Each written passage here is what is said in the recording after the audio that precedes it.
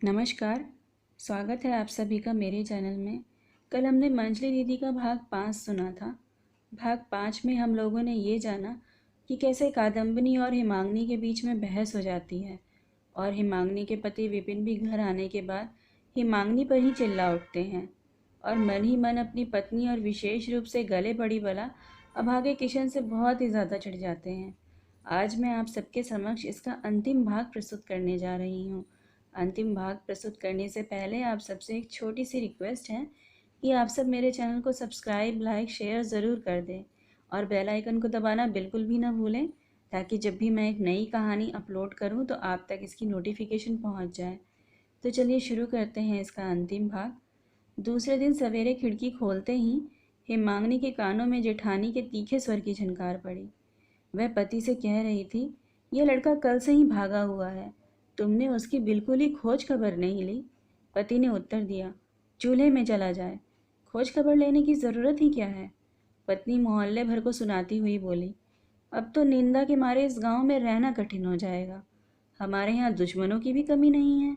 अगर कहीं गिर पड़कर मर मरा गया तो कहे देती हूँ, छोटे बड़े सबको जेल खाना जाना पड़ेगा।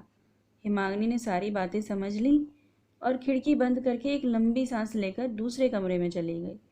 दोपहर के समय वह रसोई के बरामदे में बैठी खाना खा रही थी कि सामने से चोरों की तरह दबे पांव किशन आ खड़ा हुआ। उसके बाल रूखे थे और मुंह सूखा था। हिमांगनी ने पूछा, कहाँ भाग गया था रे किशन? भागा तो नहीं था, कल शाम के बाद दुकान पर ही सो गया था। जब नींद खुली तो देखा आधी रात हो गई है। मंजली बहन, भूख लगी है, जा उसी घर में जाकर खा, कहकर हिमांगनी खाना खाने लगी। लगभग 1 मिनट तक चुपचाप खड़ा रहने के बाद जब किशन जाने लगा तो हिमांगनी ने उसे बुलाकर बैठाया और रसोईदारिन से उसे वहीं जगह करके उसे भात परोस देने के लिए कहा। किशन अभी आधा ही खा पाया था कि बाहर से उमा घबराई हुई आई और उसने इशारे से चुपचाप बताया कि बाबूजी आ रहे हैं। लड़की का भाव देखकर माँ को अचंभा हुआ। आते हैं तो इस तरह तो घबरा क्यों रही है? उमा किशन के पीछे ही खड़ी थी। उसने उत्तर में किशन की ओर इशारा किया और आंखें मुंह मटकाकर इशारे से बताया कि वह खा जो रहा है। किशन ने कौतूहल से अपनी गर्दन पीछे की और मोड़ ली और बड़ी उत्कंठा से उसके शंकित चेहरे के संकेत को देखा। पल भर में उसका चेहरा सफ़ेद पड़ गया। उसके मन में कितना डर पैदा हुआ यह तो वही जाने। मंजली बहन, जीजा जी आ रहे हैं, उसने कहा और भात की थाली छोड़कर रसोई घर के दरवाजे की आड़ में जाकर खड़ा हो गया। उसकी देखा देखी उमा भी एक ओर भाग गई। मकान मालिक के आ पहुंचने पर जैसा आचरण चोर किया करते हैं, ठीक वही आचरण उन्होंने किया। पहले तो हिमांगनी ने हैरान होकर एक बार इधर और एक बार उधर देखा और फिर थकी सी दीवार के सहारे झुक गई, जैसे लज्जा और अपमान का तीर उसके कलेजे में एक पार से उस पार हो गया हो। तभी विपिन आ गए और सामने ही पत्नी को ऐसा बैठा देख बेचैनी से पूछने लगे, यह क्या, खाना सामने रखकर इस तरह क्यों बैठी हो? हिमांगनी ने उत्तर नहीं दिया। विपिन ने और भी उत्सुकता से पूछा, क्या फिर बुखार हो गया है? इसके बाद उनकी नज़र उस थाली पे पड़ी जिसमें आधा भात पड़ा हुआ था। पूछा, इतना भात थाली में छोड़कर कौन उठ गया है? हिमांगनी उठकर बैठ गई और बोली, उस घर का किशन खा रहा था, तुम्हारे डर के मारे किवाड़ की आड़ में छिप गया है। क्यों? क्यों? सो तुम अच्छी तरह जानते हो।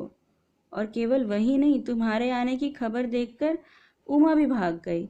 विपिन ने मन ही मन समझ लिया कि पत्नी की बातें टेढ़े रास्ते जा रही हैं, इसलिए उन्होंने सीधे रास्ते पर लाने के लिए हंसते हुए कहा, आखिर वह किस डर से भागी?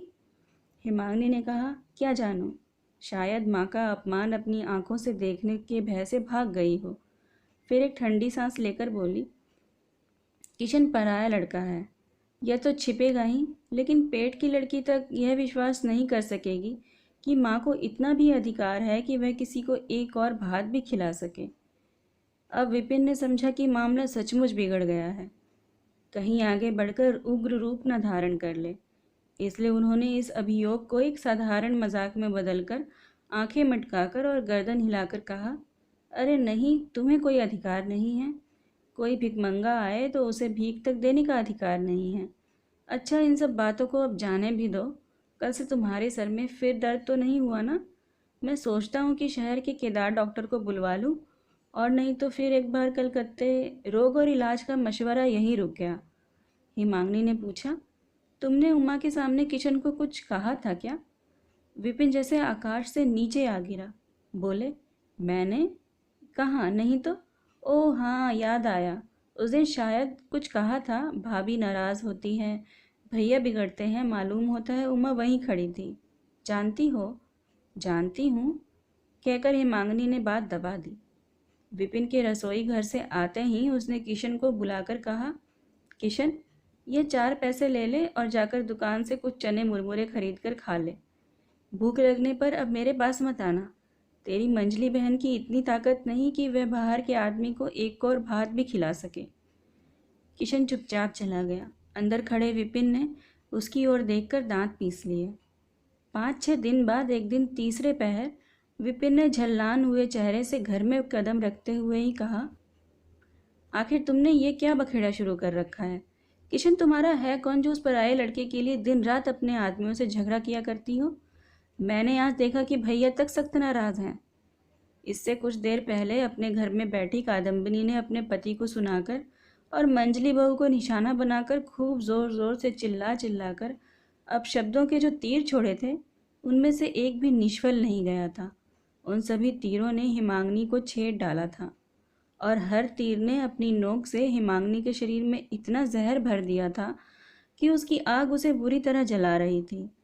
लेकिन बीच में जेठ जी बैठे थे, इसलिए सब कुछ सहने के सिवा उसने बचने और उन्हें रोकने का उसे कोई मार्ग नहीं मिल सका था। प्राचीन काल में जिस तरह युद्ध में विजय प्राप्त करने के लिए गाय को सामने खड़ा करके पीछे से राजपूतों की सेना पर बाणों की वर्षा करते थे, कादम्बिनी भी मंजली बहू पर आजकल इसी तरह वार किया करती थी। पति की बात से हिमांगनी भड़क उठी। उसने कहा, कहते क्या हैं? जेठ जी तक नाराज हो गए? इतने बड़े आश्चर्य की बात पर एकदम तो विश्वास नहीं होता। अब बताओ क्या करने से उनका क्रोध शांत हो सकता है? विपिन मन ही मन बहुत नाराज हुए, लेकिन अपनी नाराजगी प्रकट करने का उनका स्वभाव नहीं था। इसलिए उन्होंने मन का भाव मन में ही छिपाकर सहज भाव से कहा, हजार हो फिर भी बड़ों के संबंध में क्या?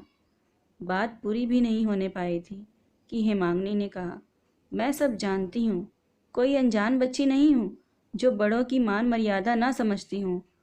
लेकिन मैं इसे लड़के को चाहती हूँ, इसलिए वह मुझे दिखा दिखा कर दिन रात इस लड़के पे अत्याचार करती रहती हैं। उसकी आवाज़ कुछ नर्म हो गई, क्योंकि अचानक जेठ के संबंध में ताना मारकर यह कुछ सकपका गई थी। लेकिन उसके शरीर में आग लग रही थी, इसलिए क्रोध पर काबू न पा सकी। विपिन अंदर ही अंदर उन लोगों के पक्ष में थे, क्योंकि एक पराये लड़के के लिए अपने बड़े भाई से बेकार ही झगड़ा करना उन्हें पसंद नहीं था। पत्नी की इस सकपकाहट को देखकर मौका पाकर उन्होंने कुछ जोर देकर कहा, अत्याचार कुछ भी नहीं करते, अपने लड़के को कायदे में रखते हैं, काम धंधा सिखाते हैं। इसमें अगर तुम्हें कष्ट हो तो कैसे काम चलेगा? और फिर वह ठहरे बड़े लोग, जो भी चाहें करें। हिमांगनी ने अपने पति की बात सुनकर पहले तो हैरान रह गई, क्योंकि वह इस गृहस्थी को पिछले 15-16 वर्षों से चला रही थी। लेकिन इससे पहले उसने अपने पति में भाई के प्रति इतनी भक्ति भावना कभी नहीं देखी थी। उसके समूचे शरीर में आग सी लग गई। उसने कहा, अगर वे पूज्य हैं, बड़े हैं, तो मैं भी माँ हूँ। अगर बड़े लोग अपना मान सम्मान अपने आप ही नष्ट कर डालेंगे तो मैं कहाँ से उनकी भरपाई करूँगी? विपिन शायद इसका कुछ उत्तर देना चाहते थे, लेकिन रुक गए, क्योंकि तभी दरवाजे के बाहर किसी ने दुखी आवाज़ में बड़ी विनम्रता से पुकारा, मंजली दीदी। पति पत्नी ने एक दूसरे की ओर देखा। विपिन कुछ हंसे, लेकिन उस हंसी में स्नेह नहीं था। पत्नी होठ दबाकर दरवाजे के पास पहुंच गई और चुपचाप किशन के चेहरे की ओर देखने लगी। उसे देखते ही किशन का चेहरा खुशी से चमक उठा। उसके मुंह से पहले ही यही निकला, मंजली दीदी, तबीयत कैसी है? हिमांगनी पल भर तो कुछ बोल नहीं सकी। जिसके लिए अभी अभी पति पत्नी में इतना झगड़ा हुआ था, अचानक उसी को सामने पाकर झगड़े का सारा क्रोध उसी के सिर पर बरस पड़ा। हिमांगनी ने धीरे से लेकिन कठोर स्वर से कहा, क्यों, क्या है? तू रोज़ क्यों चला आता है? किशन का कलेजा धड़क उठा। हिमांगनी का यह कठोर स्वर उसे वास्तव में इतना कठोर सुनाई दिया कि उस अभागे बालक को यह समझने में देर नहीं लगी कि हिमांगनी नाराज है। भय, आश्चर्य और लज्जा से उसका चेहरा काला पड़ गया। उसने धीरे से कहा, देखने आया हूँ। विपिन ने हंसकर कहा, अरे तुम्हें देखने के लिए आया है? इस हंसी ने जैसे मुंह चढ़ाकर उसने नज़रें फेर ली और किशन से बोली, अब तो यहाँ मत आना, जा। अच्छा। किशन ने इतना कहकर अपने चेहरे पर बिखरी कालीमा को हंसी से ढकने का प्रयत्न किया, लेकिन इससे उसका चेहरा और भी स्याह और भद्दा बन गया। वह मुंह नीचा करके चला गया। उस चेहरे की काली छाया अपने चेहरे पर लिए हिमांगनी ने एक बार पति की ओर देखा और जल्दी से कमरे में निकल गई। 4-5 दिन बीत गए, लेकिन हिमांगनी का ज्वर कम न हुआ। डॉक्टर पिछले दिन कह गया था कि सीने में सर्दी बैठ गई है। अभी अभी शाम का दिया जला था, तभी ललित अच्छे अच्छे कपड़े पहनकर कमरे में आकर बोला, माँ, आज दत्त बाबू के यहाँ कठपुतली का नाच होगा, मैं जाकर देख आऊँ। माँ ने कुछ हंसकर कहा, क्यों रे ललित, आज 5-6 दिन से तेरी माँ बीमार पड़ी है, तो कभी एक बार भी पास आकर नहीं बैठा। ललित लज्जित होकर सिराने आ बैठा। माँ ने बड़े प्यार से बेटे की पीठ पर हाथ रखकर पूछा, अगर मेरी बीमारी अच्छी ना हो और मैं मर जाऊं तो तू क्या करेगा? खूब रोएगा ना? हटो, तुम अच्छी हो जाओगी माँ। इतना कहकर ललित ने माँ के सीने पर हाथ रख दिया। माँ बेटे का हाथ अपने हाथ में लेकर चुप हो गई। बुखार के समय पुत्र के हाथ का यह स्पर्श उसके समूचे बदन को शीतल करने लगा। जी चाहा यह इसी तरह बैठा रहे, लेकिन थोड़ी देर के बाद ही ललित जाने के लिए छटपटाने लगा। शायद कठपुतलियों का नाच शुरू हो गया हो। यह सोचते सोचते उसका मन अंदर ही अंदर अस्थिर हो उठा। बेटे की मन की बात समझकर माँ ने मन ही मन हंसते हुए कहा, अच्छा जा, देखा, लेकिन ज़्यादा रात मत करना। नहीं माँ, मैं जल्दी ही आ जाऊँगा। इतना कहकर ललित चला गया, लेकिन 2 मिनट बाद ही वह लौट आया और बोला, माँ, एक बात कहूँ? माँ ने हंसते हुए कहा, 1 रुपया चाहिए ना? उस ताक पर रखे हैं, ले ले, लेकिन 1 से ज़्यादा मत लेना। नहीं माँ, रुपया नहीं चाहिए। बताओ, मेरी बात मानोगी? माँ ने आश्चर्य से कहा, रुपया नहीं चाहिए तो फिर क्या बात है? ललित खिसक कर माँ की ओर और भी पास आकर बैठ गया और बोला, ज़रा किशन को आने दोगी?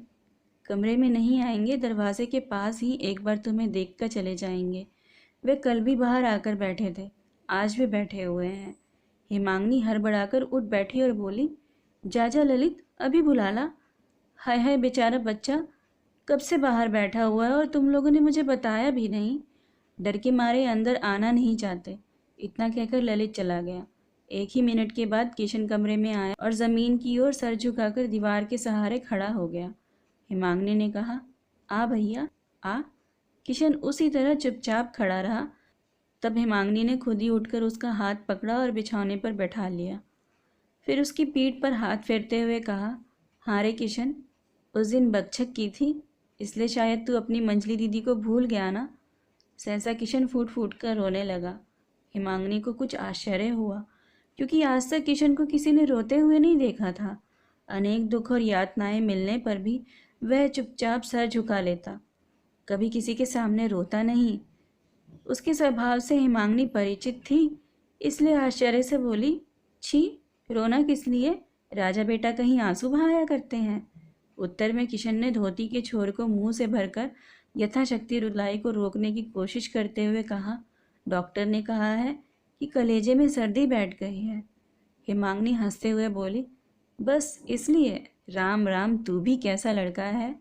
इतना कहते ही हिमांगनी की आंखों से टप टप 2 बूंद आंसू टपक पड़े। उन्हें बाएं हाथ से पोंछकर उसके माथे पर हाथ रखते हुए कहा, सर्दी बैठ गई है, डॉक्टर ने भले ये कहा हो। अगर मैं मर जाऊं तो तू और ललित दोनों मिलकर मुझे गंगा जी तक पहुंचा आओगे? क्यों, पहुंचा आओगे ना? उसी समय मंजली बहू, आज तबीयत कैसी है? कहती हुई कादम्बिनी आकर दरवाजे पर खड़ी हो गई।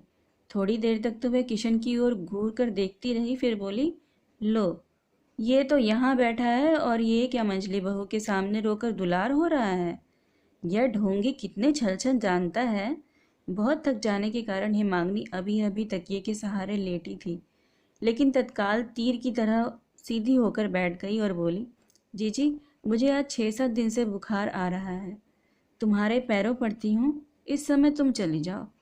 कादम्बनी पहले तो कुछ शक पकाई, लेकिन तुरंत ही अपने आप को संभाल कर बोली, मंजली बहू, तुमसे तो कुछ नहीं कहा, अपने भाई को डांट रही हूँ। इस पर तुम काटने को क्यों दौड़ रही हो?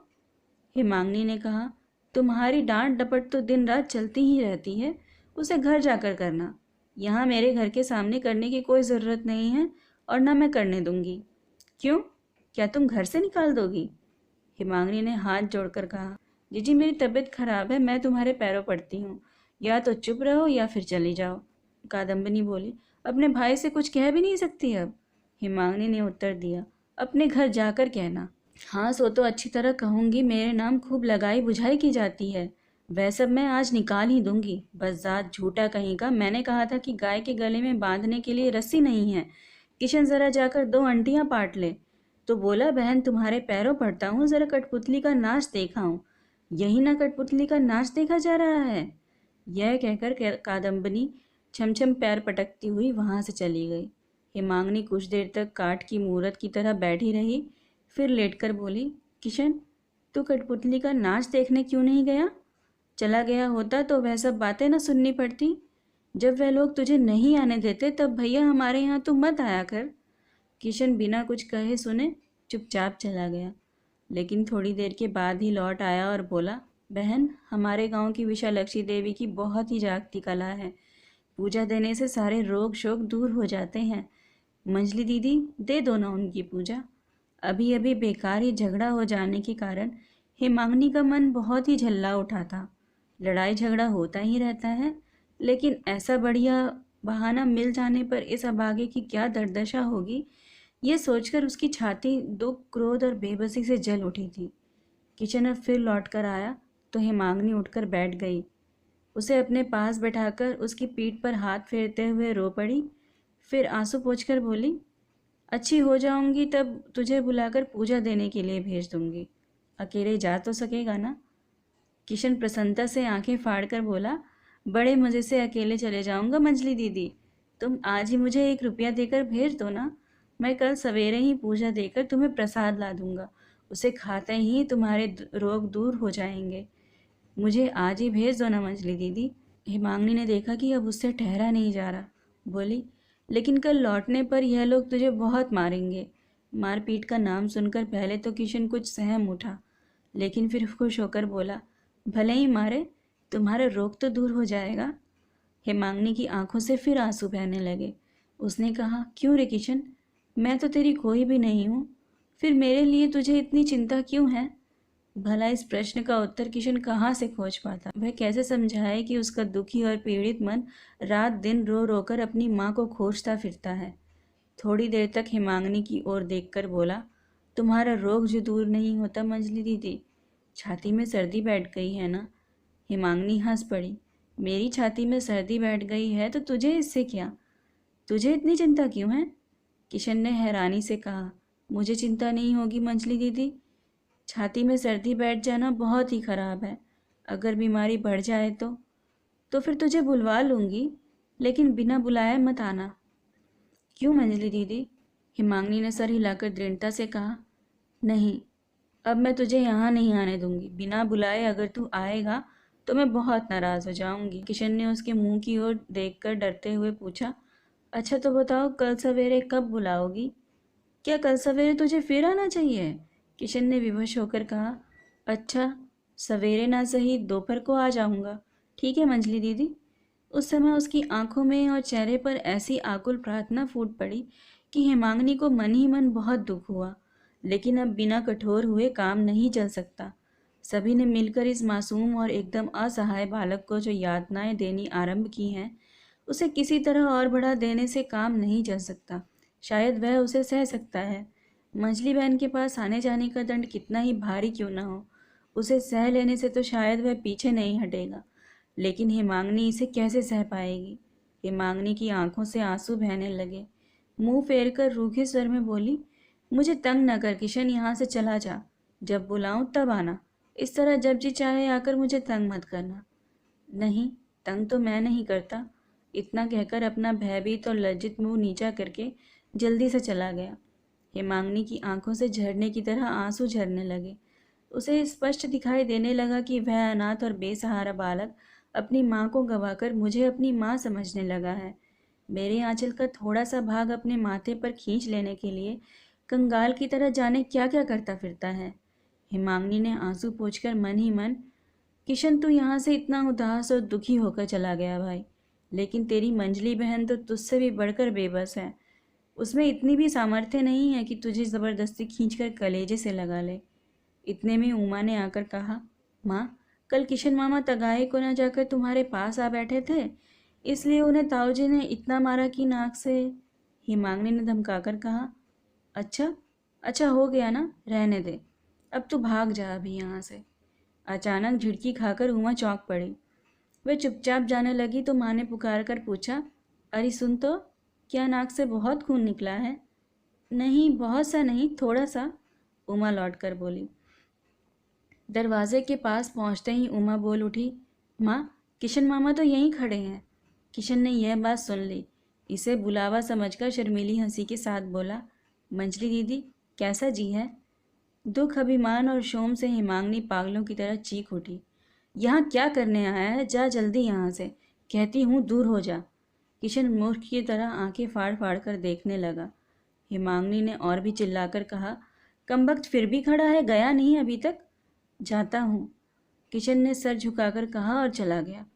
उसके जाने के बाद हिमांगनी बेजान सी बिछौने की एक किनारे पर पड़ गई और बड़बड़ाते हुए कहने लगी, कमबख्त से 100 बार कह दिया कि मेरे पास मत आया कर, फिर भी वह मंजली दीदी कहकर। अरे उमा, जाकर शिबू से कह दे कि अब उसे घर के अंदर ना आने दिया करे। उमा चुपचाप बाहर चली गई। रात हिमांगनी ने अपने पति को बुलाकर रूंधे गले से कहा, आज तक तो मैंने तुमसे कभी कुछ नहीं मांगा, लेकिन आज इस बीमारी के समय एक भिक्षा मांगती हूँ, दोगे? विपिन ने संदिग्ध स्वर में कहा, क्या चाहती हो? किशन को मुझे दे दो ना, वह बेचारा बहुत दुखी है, उसके माँ बाप भी नहीं हैं, वह लोग उसे मार डालेंगे और यह मुझसे देखा नहीं जाता। विपिन ने कुछ मुस्कुराकर कहा, तो आंखें मूंद लो, बस सारा झगड़ा मिट जाएगा। पति का यह क्रूर मजाक हिमांगनी के कलेजे में तीर की तरह बिंध गया, और किसी हालत में तो वह इसे सह लेती, लेकिन आज हमारे दुख के उसके प्राण निकलने लगे थे, इसलिए उसने सह लिया और हाथ जोड़कर बोली, तुम्हारी सौगंध खाकर कहती हूँ, उसे मैं अपने पेट के बेटे की तरह चाहती हूँ, मुझे दे दो, उसे पाल पोस कर बड़ा करूँगी, खिलाऊंगी, पहनाऊंगी। इसके बाद तुम लोगों की जो इच्छा हो करना, जब वह सयाना हो जाएगा तब मैं कुछ नहीं कहूँगी। विपिन ने कुछ नर्म होकर कहा, यह क्या कोई मेरी दुकान का धान या चावल है जो मैं लाकर दे दूंगा? दूसरे का भाई है वो, दूसरे के घर आया है, तुम बीच में पड़कर इतना दर्द क्यों महसूस करती हो? हिमांगनी रो पड़ी।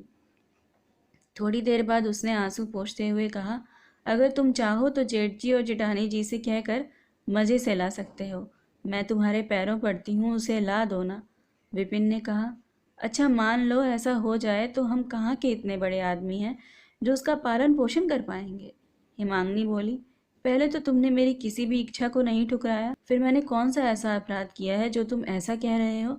मेरे प्राण निकले जा रहे हैं और तुम मेरी इतनी मामूली सी बात नहीं मान रहे। वह अभागा है तो क्या तुम सब मिलकर उसे मार ही डालोगे? मैं उसे अपने यहाँ आने को कहूँगी, देखती हूँ वो लोग कैसे रोकते हैं। विपिन ने अप्रसन्नता से कहा, मैं उसे खिला पिला नहीं सकूँगा। मैं खिला पिला सकूँगी, मैं उसे कल ही अपने पास बुलाकर रख लूँगी, और अगर जेठानी जी उसे ज़बरदस्ती रोकेंगी तो मैं उसे थाने में दरोगा के पास भेज दूँगी। पत्नी की बात सुनकर विपिन क्रोध और अभिमान से क्षण भर के लिए हक्का बक्का रह गए, फिर बोले, अच्छा देखा जाएगा, और ये कहकर चले गए। दूसरे दिन सुबह से ही वर्षा होने लगी। हिमांगनी अपने कमरे की खिड़की खोलकर आकाश की ओर देख ही रही थी, सहसा उसे पांचों गोपाल की ऊंची आवाज़ सुनाई दी। वह चिल्लाकर कह रहा था, माँ, अपने गुणी भाई को देखो, पानी में भीगते हुए हाजिर हो गए हैं। झाड़ू कहाँ है रे? मैं आती हूँ। कहती हुई और हुंकार करती हुई कादम्बिनी जल्दी से बाहर निकली और सर पर अंगोछा डालकर सदर दरवाजे पर जा पहुंची। हिमांगनी की छाती कांप उठी।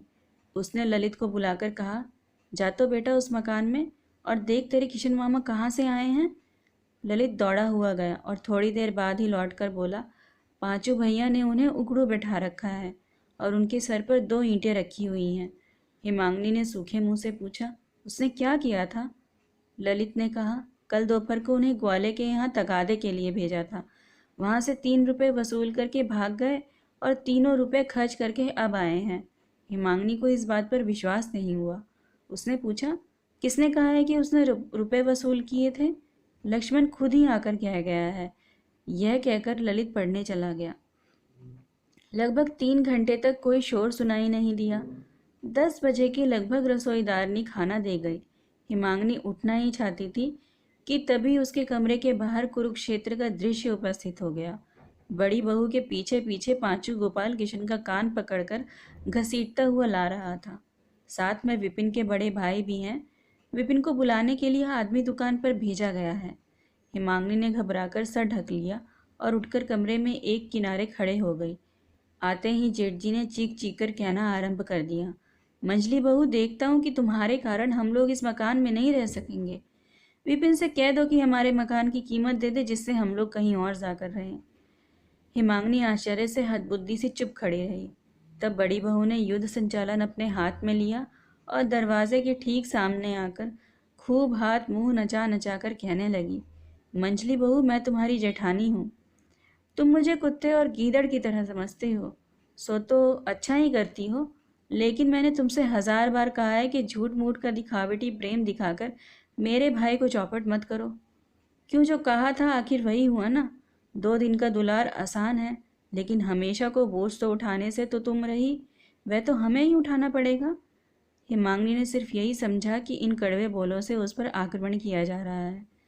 उसने बहुत ही कोमल स्वर में पूछा, आखिर हुआ क्या? कादम्बनी ने और भी अधिक हाथ मुंह मटकाकर कहा, बहुत अच्छा हुआ है और बहुत बढ़िया भी हुआ है। तुम्हारी सीख मिलने से वसूल किए हुए रुपए चुराना सीख गया है और 2-3 दिन अपने पास बुलाकर सिखाओ पढ़ाओ तो संदूक का ताला तोड़ना और सेंध लगाना भी सीख ही जाएगा। एक तो हिमांगनी बीमार थी, उस पर यह निंदनीय, घृणित और मिथ्या अभियोग सुनकर वह अपना ज्ञान खो बैठी। आज तक उसने जेठ के सामने मुंह नहीं खोला था, लेकिन आज उससे नहीं रहा गया। बड़े कोमल स्वर में बोली, क्या मैंने ही उसे चोरी करना और डाका डालना सिखाया है जीजी? कादम्बनी बोली, मैं कैसे जानूं कि तुमने सिखाया है या नहीं, लेकिन पहले तो उसका यह स्वभाव था नहीं। फिर आखिर तुम लोगों से छिप छिप कर इसकी बातें क्या होती है, उसे इतना बढ़ावा क्यों दिया जाता है? थोड़ी देर के लिए हिमांगनी हक्का बक्का सी रह गई। यह बात उसके दिमाग में नहीं बैठ सकी कि कोई मनुष्य कभी दूसरे मनुष्य पर इस प्रकार का आघात करके उसे इस तरह अपमानित कर सकता है। लेकिन यह दशा कुछ पल तक ही रही।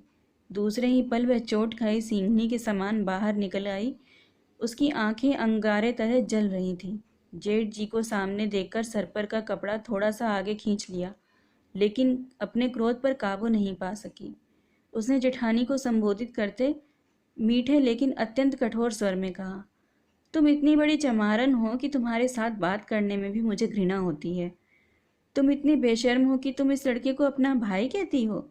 अगर आदमी एक जानवर भी पालता है तो उसे भरपेट खाने को देता है, लेकिन इस अभागे से तो सभी तरीके से छोटे मोटे काम लेकर भी तुमने इसे कभी भरपेट खाने को नहीं दिया। अगर मैं ना होती अब तक भूख मर गया होता। यह केवल पेट की आग के कारण मेरे पास दौड़ा आता है, प्यार दुलार पाने के लिए नहीं। कादम्बनी ने कहा, हम लोग खाने को नहीं देते, खाली काम लेते हैं, और तुमने उसे खिला पिलाकर बचा रखा है। मैं बिल्कुल ठीक कहती हूँ जीजी। आज तक तुमने कभी उसे दोनों समय भरपेट खाना नहीं दिया, सिर्फ मार पीट की। जहाँ तक काम करा सकती हो वहाँ तक काम कराती भी हो। तुम लोगों के डर से मैंने इसे 1000 बार मना किया है, लेकिन जब भूख बर्दाश्त नहीं होती तब सिर्फ इसलिए यहाँ पे भागा चला आता है। यहाँ उसे भरपेट खाना मिल जाता है, चोरी डकैती की सलाह लेने नहीं आता। लेकिन तुम लोग इतने ईर्ष्यालु हो कि अपनी आंखों से यह भी नहीं देख सकते। अब की बार जेठ ने उत्तर दिया। उन्होंने किशन को सामने खींच के उसकी धोती की छोर में से केले के पत्ते का एक दोना निकाला और क्रुद्ध होकर बोले, हम ईर्ष्या करने वाले लोग इसे अच्छी तरीके से क्यों नहीं देख सकते, यह तुम अपनी आंखों से ही देख लो। मंजली बहू, तुम्हारे सिखाने का यह नतीजा है कि ये सारे रुपए चुराकर तुम्हारे हित के लिए ना जाने किस देवी की पूजा करके प्रसाद लेकर आया है। ये लो। इतना कहकर उन्होंने इस दोने में से 2 संदेश, कुछ फूल और बेलपत्र निकाल कर रख दिए। कादम्बिनी की आंखें कपाल पर चढ़ाई। उसने कहा, अरे वाह, कैसा छुपा शैतान है, कैसा धूर्त और मक्कार भी है। ठीक है मंजली बहू, अब तुम ही बताओ कि इसने चोरी क्यों की? क्या मेरे हित के लिए? क्रोध के मारे हिमांगनी अपना आपा खो बैठी। एक तो उसका अस्वस्थ शरीर, उस पर यह झूठा इल्ज़ाम। उसने जल्दी से आगे बढ़कर किशन के गालों पर ज़ोर ज़ोर से 2 तमाचे जड़ दिए और कहा, चोर कहीं का, मैंने तुझे चोरी करना सिखाया है? कितनी बार तुझे मना किया कि मेरे घर मत आया कर, कितनी बार तुझे भगा दिया। अब मुझे लग रहा है कि तू चोरी करने के इरादे से ही जब तक मेरे यहाँ आकर झांका करता था। अब तक घर के सारे लोग इकट्ठा हो चुके थे। शिबू ने कहा, माँ, मैंने अपनी आंखों से देखा है, परसों रात ये तुम्हारे कमरे के सामने अंधेरे में खड़ा था। मुझे देखते ही भाग गया था। अगर मैं ना आता तो ज़रूर तुम्हारे कमरे में घुसकर चोरी करता। पांचू गोपाल ने कहा, यह जानता है कि चाची की तबीयत ठीक नहीं है, इसलिए शाम को ही सो जाती हैं। यह क्या कम चालाक है? किशन के साथ मंजली बहू के आज के इस व्यवहार से कादम्बिनी को जितनी प्रसन्नता हुई, पिछले 16 वर्षों में कभी नहीं हुई थी।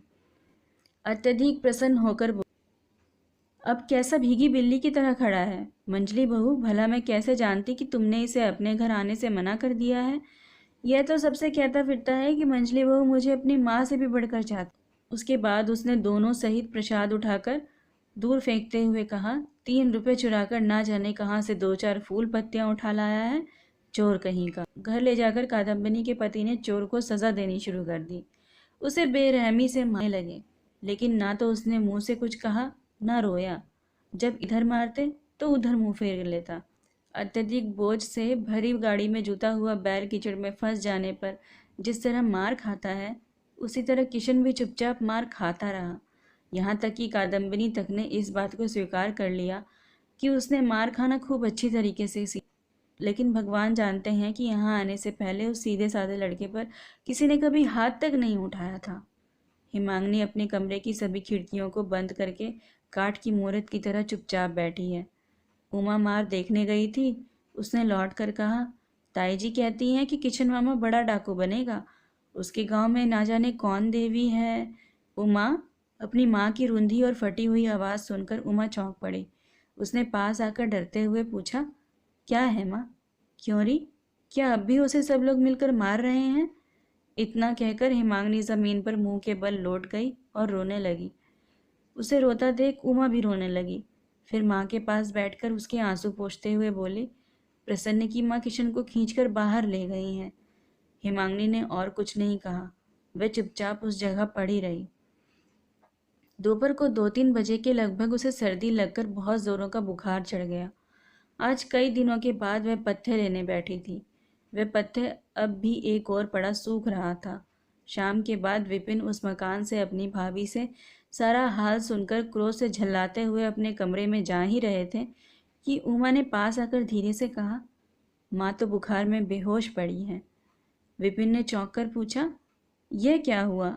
इधर 3-4 दिन से तो बुखार था ही। विपिन मन ही मन अपनी पत्नी को बहुत चाहते हैं। कितना चाहते हैं यह तो 4-5 वर्ष पहले ही अपने भाई और भाभी से अलग होते समय मालूम हो गया था। वह घबराए हुए कमरे में पहुंचे। देखा अभी तक हिमांगनी ज़मीन पर पड़ी है।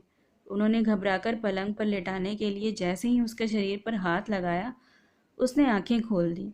थोड़ी देर तक विपिन के चेहरे की ओर देखकर अचानक उसने उनके दोनों पैर पकड़ लिए और रोते हुए बोली, किशन को आश्रय दे दो, नहीं तो बुखार नहीं छूटेगा और दुर्गा मैया मुझे कभी क्षमा नहीं कर पाएंगी। विपिन अपने पैर छुड़ाकर उसके पास बैठ गए और सर पर हाथ फेरते हुए तसल्ली देने लगे।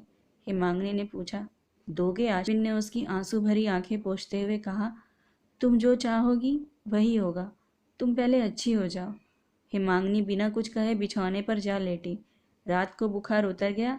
दूसरे दिन विपिन ने उठकर देखा बुखार नहीं है। वे बहुत प्रसन्न हुए। नहा धोकर और जलपान करके जब वे दुकान पर जाने लगे तो हिमांगनी ने उनके पास आकर कहा, मार पड़ने से किशन को बहुत तेज़ बुखार आ गया है, उसे मैं यहाँ ले आती हूँ। विपिन ने झल्लाकर कहा, नहीं, उसे यहाँ लाने की ज़रूरत नहीं है, जहाँ है वहीं रहने दो। हिमांगनी सन्नाटे में खड़ी रह गई, फिर बोली, कल रात तो तुमने मुझे वचन दिया था कि आश्रय दोगे। विपिन ने अपेक्षा से सर हिलाकर कहा, वह अपना कौन है जो उसे घर लाकर पालन पोषण करोगी? तुम भी खूब हो। कल रात को अपनी पत्नी को अत्यंत बीमार देखकर जो स्वीकार किया था, आज सवेरे उसे स्वस्थ देखकर उन्होंने इनकार भी कर दिया। छाता बगल में दबाकर उठते हुए बोले, पागलपन मत करो, भैया और भाभी दोनों चिढ़ जाएंगे। वह लोग चिढ़कर क्या उसका खून कर डालेंगे? क्या मैं उसे लाऊंगी तो दुनिया में कोई उसे रोक सकेगा? मेरे 2 बच्चे हैं, कल से 3 हो गए हैं। मैं किशन की माँ हूँ। अच्छा देखा जाएगा। कहकर विपिन जाने लगे तो हिमांगनी सामने आकर खड़ी हो गई और बोली, क्या उसे घर में लाने नहीं दोगे? हटो, कैसा पागलपन करती हो? विपिन ने कहा और लाल आंखें दिखाकर चले गए। हिमांगनी ने पुकार कर शिबू से कहा, शिबू जा तो एक बैलगाड़ी ले आ, मैं अपने मायके जाऊंगी। विपिन यह सुनकर मन ही मन हंस पड़े और बोले, ओह, डर दिखाया जा रहा है। फिर वह दुकान चल दिए। किशन मंडप के पास एक और फटी चटाई पर बुखार में शरीर की पीड़ा और शायद हृदय की पीड़ा के कारण बेहोश सा पड़ा था। हिमांगनी ने पुकारा, किशन। किशन इस तरह उठकर खड़ा हो गया जैसे पहले से ही तैयार था। क्या मंजली दीदी? उसने कहा, और उसके साथ ही सलज हंसी से उसका चेहरा चमक उठा, जैसे उसके शरीर में कोई रोग या पीड़ा है ही नहीं। वह बड़ी फुर्ती से खड़ा हो गया और अपने दुपट्टे के छोर से फटी हुई चटाई को झाड़ते हुए बोला, बैठो ना। हिमांगनी ने हाथ पकड़कर उसे कलेजे से लगा लिया और फिर बोली, नहीं भैया, मैं बैठूंगी नहीं। तू मेरे साथ चल, आज तुझे मेरे साथ चलकर मुझे मैके पहुंचाना होगा। चलो।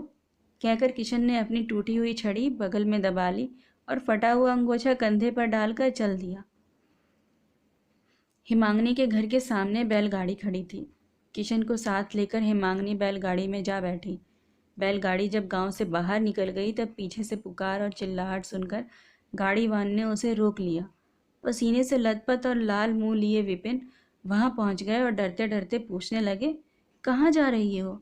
हिमांगनी ने किशन की ओर इशारा करके कहा, इसके गांव जा रही हूँ। लौटोगी कब तक? हिमांगनी ने गंभीर और दृढ़ स्वर में उत्तर दिया, जब भगवान लौटाएंगे तभी लौटूंगी। क्या मतलब? हिमांगनी ने किशन की ओर हाथ उठाकर कहा, इसे जब कहीं आश्रय मिल जाएगा तभी ना अकेले लौट सकूंगी, नहीं तो इसे लेकर ही रहना पड़ेगा।